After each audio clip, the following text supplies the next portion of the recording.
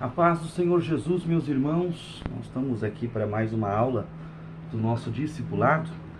E hoje o tema da nossa aula é como viver minha nova vida. Eu queria ler com os irmãos o livro de 2 Coríntios, capítulo 5, e o verso 17, que nos diz assim: assim que, se alguém está em Cristo, nova criatura é. As coisas velhas se passaram, eis que tudo se fez novo. Nós observamos a expressão do apóstolo Paulo, nos deixando bem claro como viver, uma nova vida em Cristo. Nós observamos que quando nós estamos em Cristo, nós passamos a ser uma nova criatura. Vamos lá. Nossa aula hoje eu queria dividi-la em alguns pontos importantes, alguns pontos que satisfazem a nossa explicação a respeito do que é essa nova vida. Então vamos lá. Assim que escutamos pela primeira vez a palavra do Senhor e sentimos a sua presença, nossa primeira atitude é aceitá-lo como nosso único e suficiente Salvador. Desse dia em diante, começamos a conhecer o Senhor, ouvimos louvores que nos faz sentir sua presença e escutamos a sua palavra e conhecemos o seu amor por nós. E queremos estar na presença dele e conhecê-lo cada vez mais. O próximo passo é o batismo. Reconhecemos nossos pecados, confessamos e reconhecemos que precisamos dele e deixamos que ele tome a direção de nossas vidas. Para isso, aceitamos abandonar o velho eu e renascer das águas e começar uma nova vida na vontade de Deus. E depois disso, depois que eu aceito a Jesus, depois que eu confesso Jesus como meu único e suficiente Salvador, o que devo fazer agora? Como proceder? Primeiro é aceitar Jesus, é confessar a Jesus, é reconhecer que somente Ele tem poder para salvar, tem poder para abençoar, tem poder para mudar a vida de qualquer pessoa. Se vocês observarem algumas aulas que nós já tivemos, tudo que não tem jeito mais, todo ser humano que não tem jeito, traga para Jesus, que Jesus pode mudar. Aí nós temos vários exemplos na Bíblia Sagrada. Moisés, ele era um assassino e se tornou o libertador de Israel. Observa, Davi era um homem sem formosura alguma, mas foi o maior rei da história de Israel. Observamos outros como Paulo, era o maior perseguidor do cristianismo, mas no dia que aceitou a Jesus, no dia que reconheceu Jesus como Salvador, a Bíblia fala que ele de perseguidor passou a ser perseguido, porque ele vai agora defender o Evangelho de Cristo. Então observa que quando a pessoa declara Jesus como Salvador, tudo o que ela fazia ou o que ela era, ela já é transformada pelo Espírito Santo e ela passa a viver uma nova vida. Observamos também que quando nós aceitamos a Jesus, nós vamos querer se batizar. E batizar é confessar publicamente que Jesus agora está tomando o controle da minha vida e não mais vivo eu, como Paulo falou, mas Cristo vive em mim. E depois disso, o que fazer? Como andar? Como viver? Como falar? Como se expressar? É exatamente disso que nós vamos tratar nessa aula hoje. Observamos que depois que aceitamos Jesus e se batizamos, Deus nos perdoou, limpou as nossas vestes, aceitou as nossas vidas e demos livre acesso para Ele agir da forma dele nas nossas vidas. Mas para permanecermos na presença de Deus, são necessárias algumas coisas para nos manter firmes. O batismo, ele perdoa os nossos pecados do passado, mas não nos isenta de pecar de novo. Assim como diz em 1 Pedro, capítulo 5, verso 8, na Nova Versão Internacional, diz assim: estejam alertas e vigiem. O diabo, o inimigo de vocês, andam ao redor como leão, rugindo e procurando a quem possa devorar. Por isso, temos que nos fortalecer diariamente para que o inimigo não encontre brechas para nos tentar. Nós observamos então aqui a expressão de Pedro. Pedro falando: o diabo, vosso adversário, ele anda ao nosso derredor, bramando como leão, buscando a quem possa tragar. Então, irmãos, quando nós observamos a vida com Cristo, a vida com Deus, a vida cristã, nós vamos ver que sempre o diabo é considerado o ser mais paciente do mundo. Se ele tiver que esperar 50 anos para derrubar alguém, para desviar alguém dos caminhos do Senhor, ele assim o fará.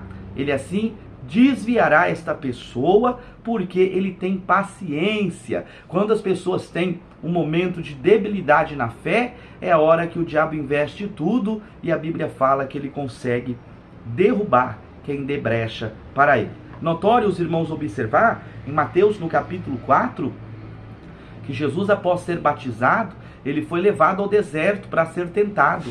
Ele foi levado ao deserto, e a Bíblia fala que quando ele estava no deserto, após 40 dias e 40 noites, em jejum e oração, o diabo se apresenta para ele, certo? Sabendo que uma pessoa que está 40 dias e 40 noites em jejum, a pessoa está com fome. Qual é a primeira coisa que o diabo oferece a Jesus? É pão. Então observa-se, irmão, o diabo sempre vai vir sorrateiramente te oferecer aquilo na qual você está necessitado no momento. Se você está necessitado de dinheiro, ele vai investir em uma vida fácil para que você possua dinheiro. Se você está necessitado de algum desejo carnal, o diabo vai promover alguma coisa para que o seu desejo carnal ele possa ser satisfeito. Mas esta aula vai nos demonstrar o que precisamos fazer para não cairmos nas garras do diabo, para não cairmos nas garras do adversário. Então é notório, você que agora se batizou, vai viver uma nova vida, as tentações do diabo vai vir, as tentações do inferno vai vir contra você, mas você vai permanecer firme, porque agora você vai viver uma nova vida com Cristo. Então, depois que nós aceitamos Jesus e somos batizados, nossa vida não passa a ser perfeita, por exemplo, sem dificuldades. Pelo contrário, Deus começa a trabalhar em nossas vidas para nos libertar de coisas do mundo, para nos capacitar para a sua obra, para mudar a nossa história, e tudo isso é um processo que muitas vezes é doloroso. Deixar nosso velho homem para trás, aceitar que nem sempre estamos certos, ou abrir mão de algumas coisas que não é algo fácil. Por isso, começamos a passar por desertos, provações, e precisamos estar firmes e acobertados para conseguirmos passar por tudo isso, com a certeza de que no final de tudo valerá a pena. Assim como Jesus disse em João capítulo 16, o verso 36, eu disse estas coisas para que em mim vocês tenham paz. Neste mundo vocês terão aflições, contudo, tenham ânimo, eu venci o mundo. E como faço para permanecer firme? Abaixo, ainda nessa lição, em alguns tópicos, nós vamos relacionar algumas atitudes que vão fazer a diferença para você seguir firme na presença do Senhor. É notório, Jesus, quando ele veio ao mundo, ele deixou esse evangelho santo, genuíno e vivo, ele não enganou ninguém. Ele falou para nós, no mundo vocês terão aflição, mas tem bom ânimo, eu, o Senhor, venci o mundo e vocês também vão vencer. Mas para isso é necessário algumas coisas. E eu queria separar aqui, irmão, 2 pontos, Na realidade, eu vou fazer esses 2 pontos virar 4 pontos importantes para uma vida nova com Deus. O primeiro se divide em 3 coisas. Isso é doutrina bíblica. Isso é doutrina padrão, é doutrina salvadora do Evangelho para a sua vida, para a minha vida. Toda igreja que não prega isso, glória a Deus. Está passando um caminhão aqui, esperar ele passar para nós continuar. Toda igreja que não prega, irmão, essas 3 coisas que eu vou lhe falar aqui, essa igreja não está preocupada com tua salvação. Essa igreja está preocupada com dinheiro, com teu dízimo, com a tua oferta.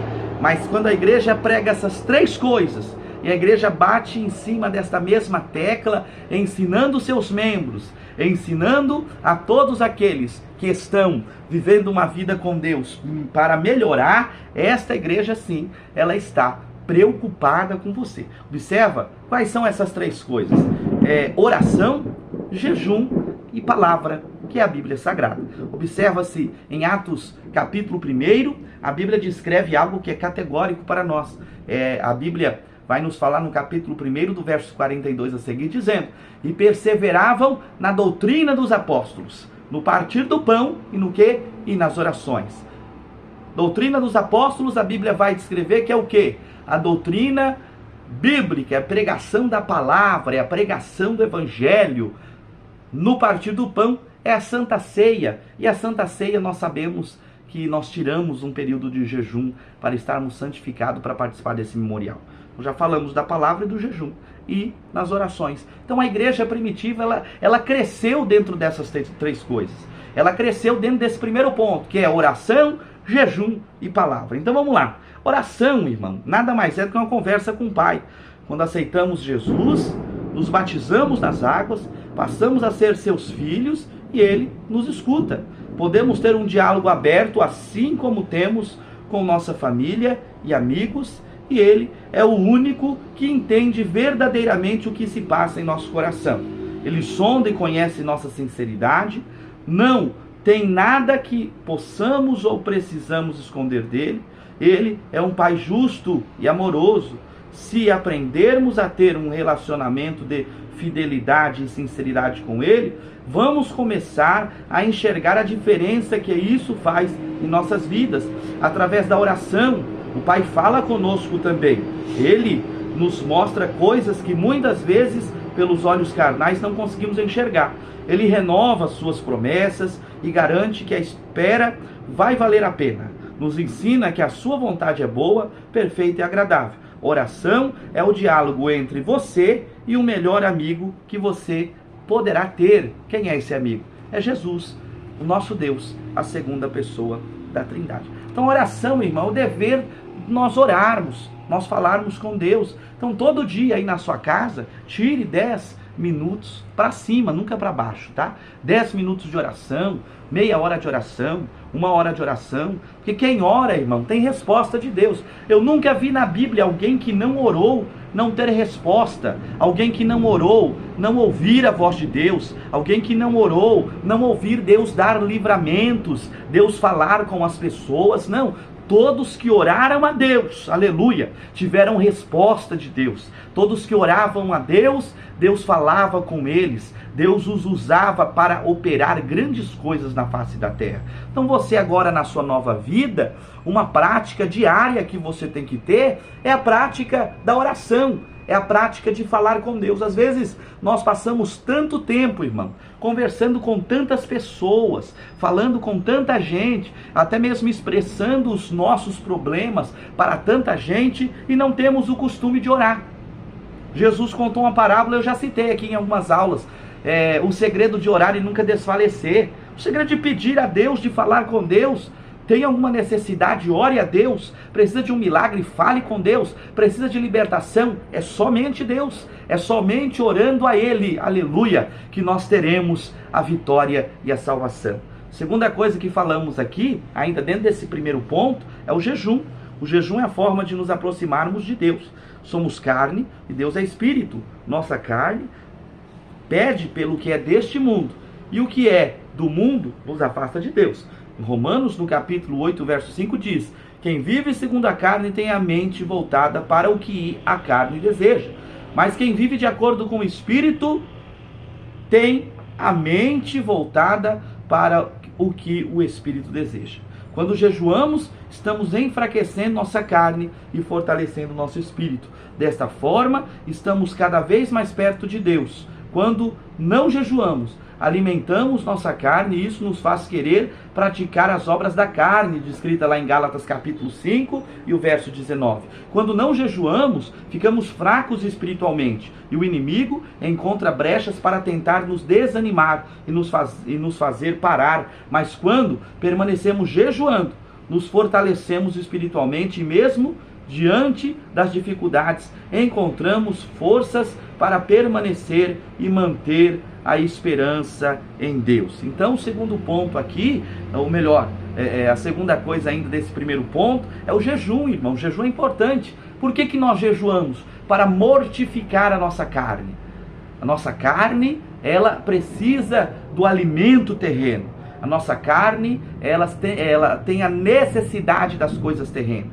E às vezes as coisas terrenas que ela quer é pecado contra Deus. Às vezes as coisas terrenas que ela quer não agrada ao Senhor. Quais são os frutos da carne? Em Gálatas capítulo 5 e o verso 19 nos diz que os frutos da carne é bebedeira, glutonaria, orgias, inveja, dissensões, calúnias, entre outras coisas que Paulo cita ainda lá em Gálatas no capítulo 5. Porém, irmãos, a carne, ela precisa ser mortificada. Na cultura judaica, eles tinham 2 dias para jejuar. Que dias eram esses? Era as segundas-feiras e era exatamente as quintas-feiras. É notório nós observarmos que o jejum deles passava-se de 14 horas. Eram de 14 horas para 20 ou 18 horas diárias, sem comer e sem beber nada. Depois você leia Mateus capítulo 6, Jesus fala sobre o jejum.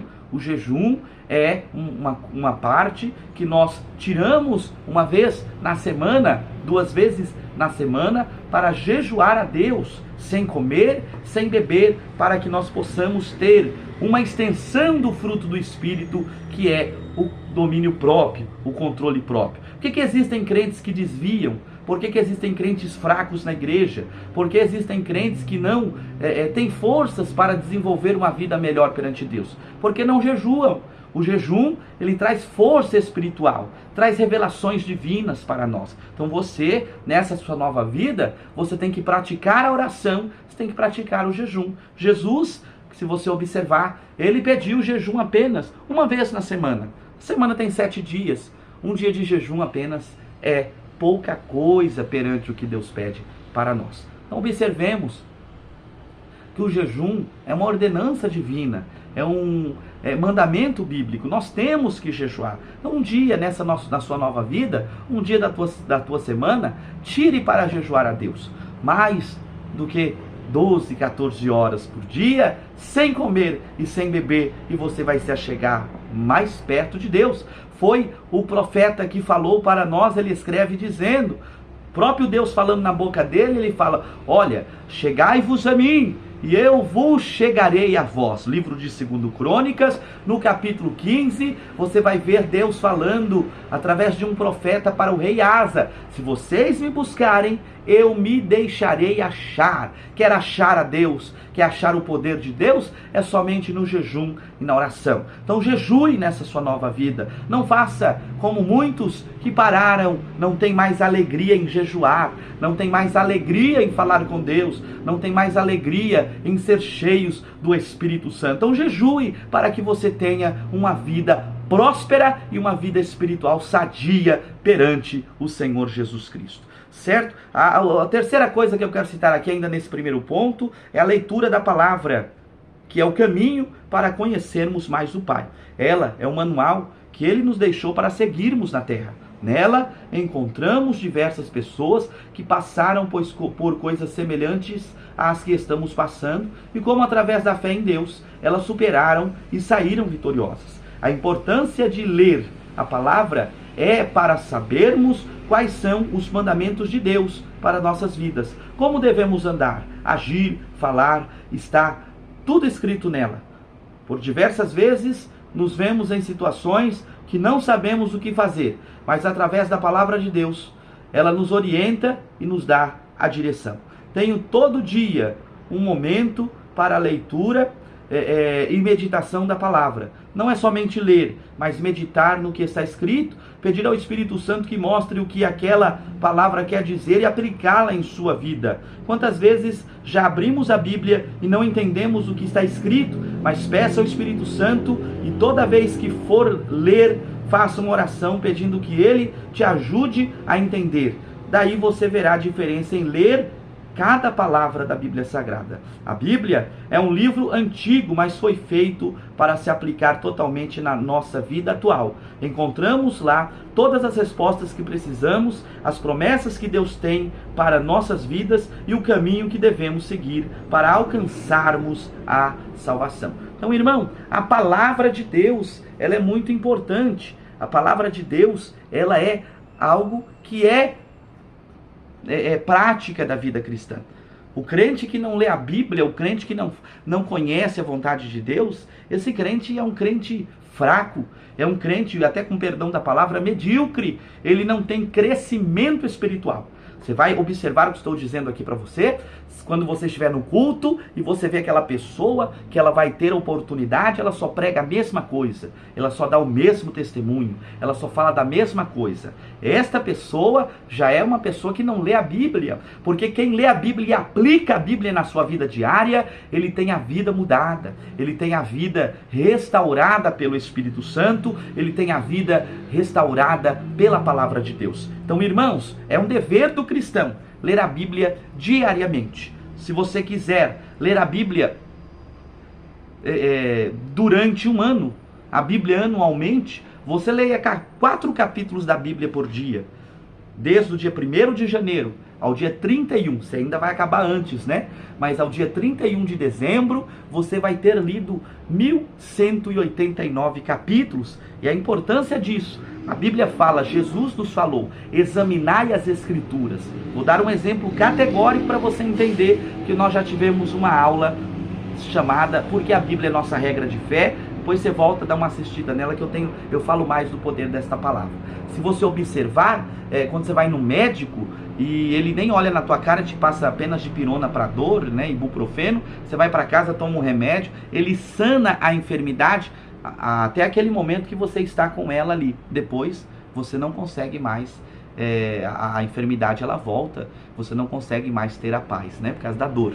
Mas quando o médico te examina, pede exames, olha para você e fala para você o seguinte, ó, você tem isso, vamos tratar com esse medicamento e você vai melhorar. Você vê que a enfermidade não volta mais, porque ele te examinou. A Bíblia, a mesma coisa. Quando nós examinamos a Bíblia, nós passamos a mudar de vida, a mudar de comportamento, a mudar de pensamento, porque Deus, somente Ele tem poder para mudar o homem, tem poder para mudar a mulher. Então leia a Bíblia todos os dias. Se você não quiser fazer a leitura anual durante um ano, você pode ler 2 capítulos da Bíblia, aí você vai lê-la em 2 anos. Observamos que, o que é 4, 5 capítulos da Bíblia hoje de uma leitura? São apenas 30 minutos do teu dia. Então tire 30 minutos do teu dia para a leitura da Bíblia, tire um período de oração e tire um dia da tua semana para jejuar a Deus. Tá bom? Esse é o primeiro ponto da nossa aula.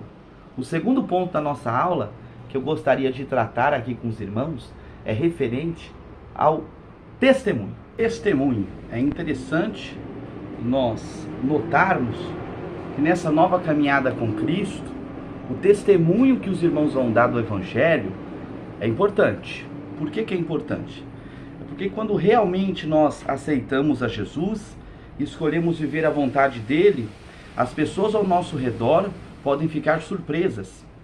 Nem todos entendem que existe um Deus que perdoa pecados e muda vidas. Muitos acham que é só uma fase e que logo vamos voltar a ser como antes e a praticar o que praticávamos no mundo. Por isso, é tão importante o testemunho. Quando nos convertemos, nossa vontade é anunciar o Evangelho para todos que conhecemos, para que eles também conheçam esse Jesus que salva e liberta. Mas na maioria das vezes não é tão fácil.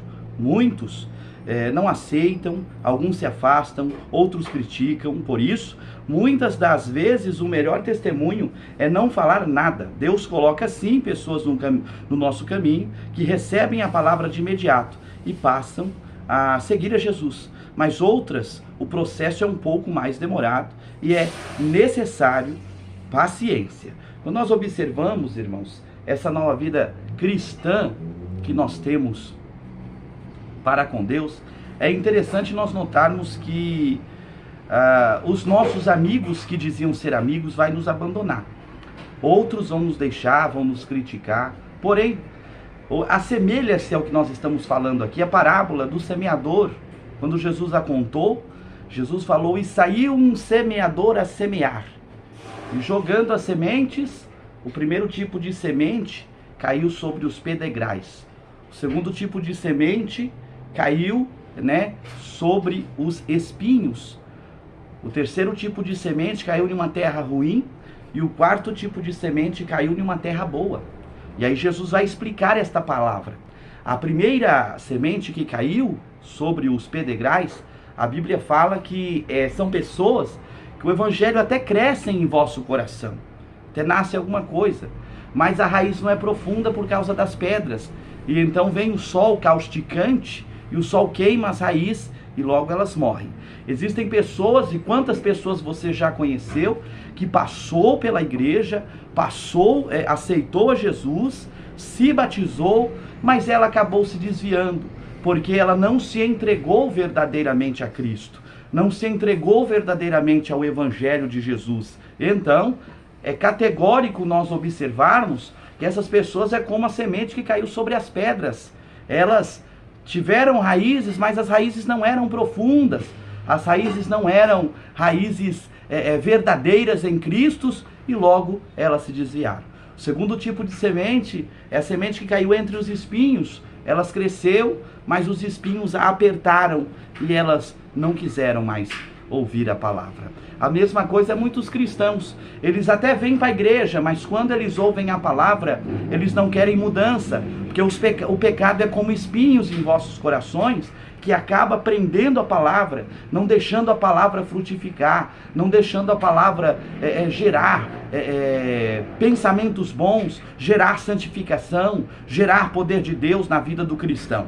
Então, estas pessoas, elas querem apenas o que a Bíblia lhes satisfaz, mas a Bíblia, ela condena os nossos pecados, condena as nossas falhas, condena as nossas obras e nos faz mudar, porque a Bíblia, ela faz o homem e a mulher conhecer a Cristo e deixar os seus pecados. Logo, estas são o segundo tipo de pessoa. O terceiro tipo de pessoa é a semente que caiu em terra ruim. Existem pessoas que mesmo você pregando, estas pessoas, elas não querem aceitar a Jesus. Elas não creem em Jesus. Paulo escreveu a sua epístola aos Romanos, no seu capítulo 8, ele falou, e uns já estão predestinados, certo? E aí ele diz, porque aquele que Deus chamou, Deus também elegeu. Aquele que Deus elegeu, Deus predestinou. Então há pessoas que ele chamou para o evangelho, e há pessoas que mesmo chamando elas não querem. Então esta pessoa já se predestina ao inferno, porque ela escolhe não servir a Jesus. O quarto tipo de semente é aquela semente que caiu em terra boa. Essa germinou, esta cresceu, e esta deu muitos frutos. Então esta semente que é o evangelho, esse testemunho, caiu em uma terra boa, porque você aceitou a Jesus, você se batizou e agora quer viver uma vida longe do pecado. Então, não se abata quando seus ex-amigos te criticarem porque você vai para a igreja, porque agora você não bebe mais, não fuma mais, não adultera mais, não faz as coisas que a carne deseja, mas segue a Cristo, vai para a igreja, louva a Deus, ora ao Senhor, jejua para ter uma vida de santificação.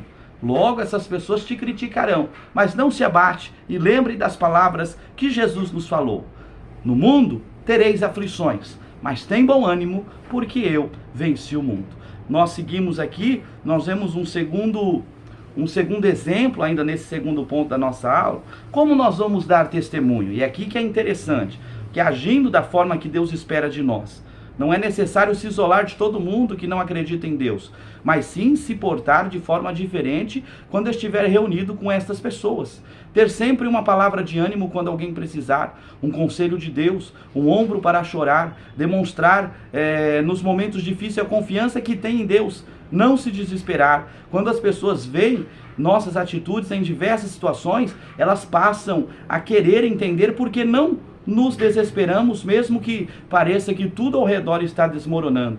Querem entender porque mesmo com as dificuldades, temos sempre um sorriso no rosto e uma palavra de bênção na boca. Como conseguimos ter esta paz que o mundo não consegue ter. São esses momentos que nosso testemunho alcança as pessoas que não aceitaram somente a palavra de Deus. Quando elas veem o que Deus faz nas nossas vidas, passam a querer conhecê-lo também. Por isso, nesse novo momento onde você aceitou servir a Jesus e a ser seu servo, procure sempre dar um bom testemunho.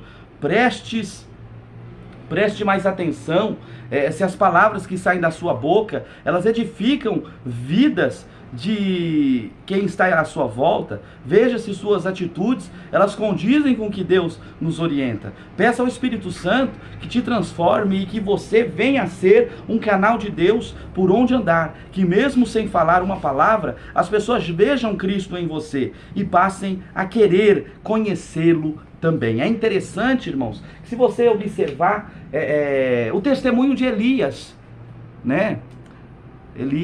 O testemunho de Eliseu.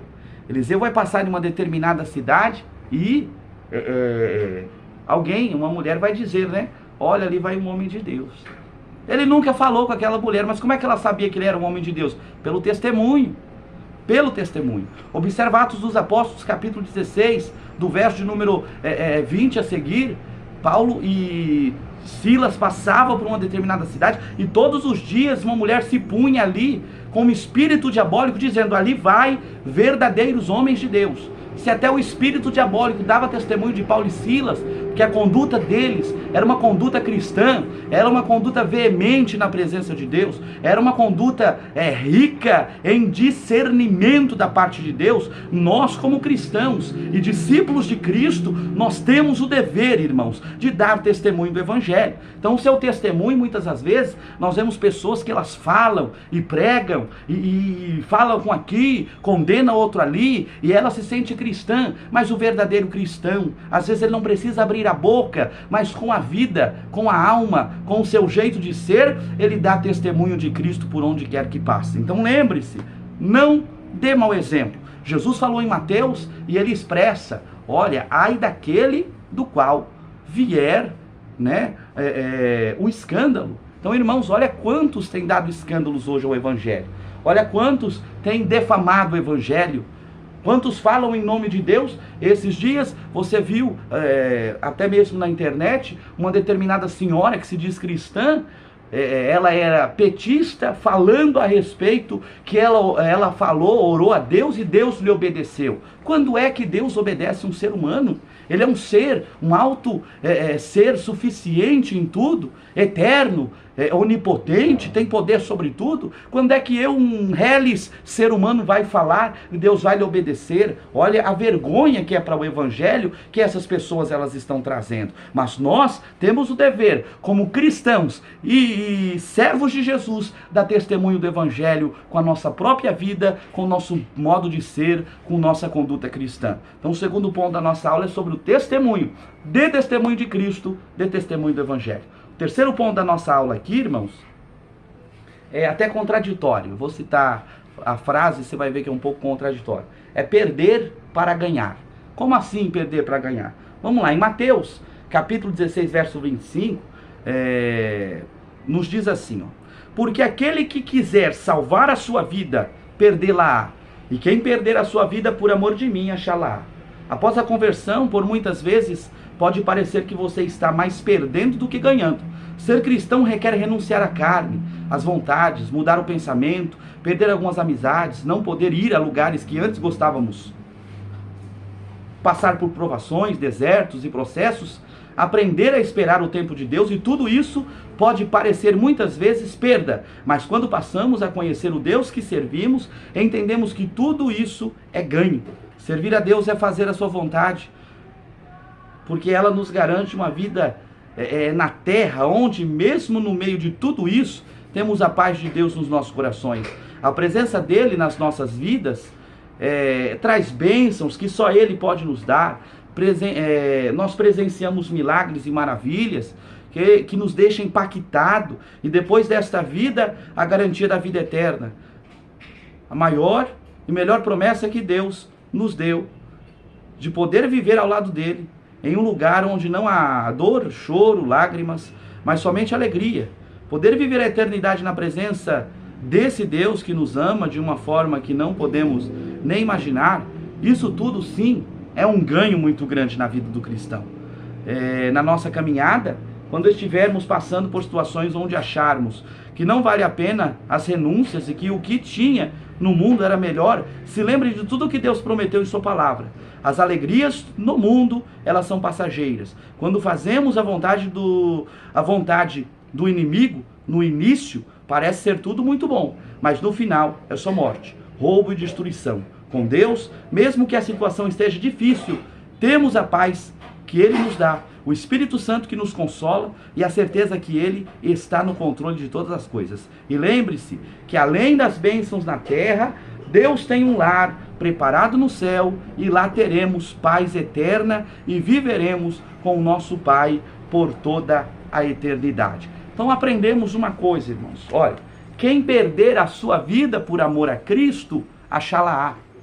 E quem achar a sua vida, perdê-la-á. O que Jesus está querendo dizer? Observa que nós temos uma parábola de Jesus para expressar melhor isso aqui.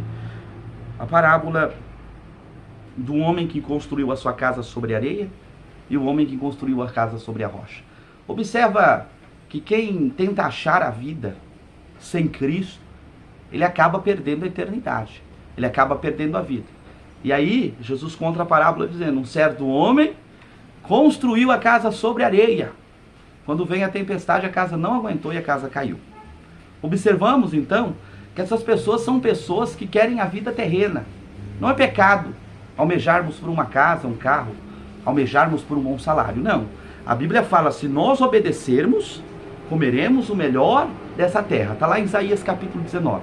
Se você observar sobre isso, você vai ver, irmãos, que não é pecado. Não, nós temos uma vida boa aqui na terra. Mas nós não podemos deixar as riquezas da terra entrar em nosso coração. Nosso coração, em primeiro lugar, tem que estar Cristo. E quando as pessoas buscam um futuro aqui, buscam algo aqui, e acabam perdendo a vida, porque perdem a eternidade, por coisas, por bens que é passageiros, por coisas que vão passar, e não vai edificar em nada. Mas o cristão, quando ele entrega a sua vida a Cristo, muitas coisas ele vai perder. Vou dizer a você, vai perder muita coisa, mas você vai ganhar mais do que você se perdeu. Observa-se que a glória que havia em Jerusalém, após a reconstrução de Neemias, é uma glória muito maior do que quando Jerusalém fora construída pelo rei Davi. Por quê? O que dá mais trabalho? A construção ou a reconstrução? É claro que a reconstrução. Tem que tirar os entulhos, tem que planear o terreno e depois reformar o que ali já estava. Tanto é que depois desse tempo, Deus levantou o profeta Ageu no capítulo 2 do verso 9, para dizer sobre o templo que havia sido destruído, dizendo a glória desta segunda casa. Ou seja, a primeira glória está lá em 2 Crônicas, capítulo de número 6 e 7. O templo era lindo, mas agora esse templo está um pouco menor. Mas a glória que há nele é a maior do que aquela primeira glória. Então, é como um homem que constrói a sua casa sobre a rocha. Vem o vento, vem o terremoto, vem o furacão, vem o maremoto, vem tudo. Ele continua em pé, a casa continua em pé e ele continua vencedor. Essa nova vida, você tem que ser como esse homem que construiu uma casa sobre a rocha. Às vezes você perde, mas você ganha muito mais. Servir a Deus é perder para ganhar. Às vezes é perder alguma amizade de muitos anos, mas essa amizade nos leva para o inferno. E às vezes é não ter amigo, mas ter certeza que está caminhando para o céu. Você vai perder muita coisa. Deus vai tirar muita coisa de você, mas Ele vai restituir tudo em dobro, porque o que Ele vai colocar na tua vida é para que você não se afaste de Deus.